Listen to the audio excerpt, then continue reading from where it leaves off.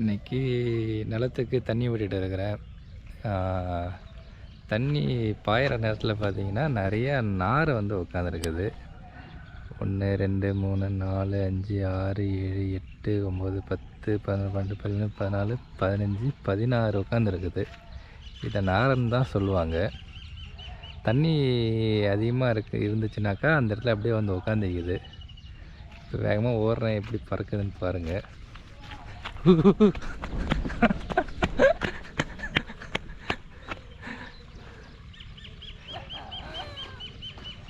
இப்போ அங்கே போய் உட்காந்துக்கிச்சு எல்லாம்.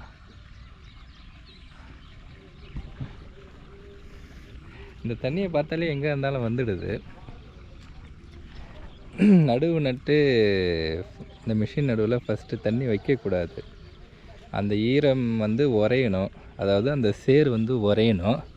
இப்படி கையை வச்சாக்கா உள்ளாட்டி போகக்கூடாது. இப்போ நல்லா சேர் உறைஞ்சிருக்கு. இந்த நிலைக்கு கொண்டு வந்து கரெக்டாக நம்ம தண்ணி வைக்கணும். சேரோடையே தண்ணி வச்சாக்கா அந்த வேர் பிடிக்காது.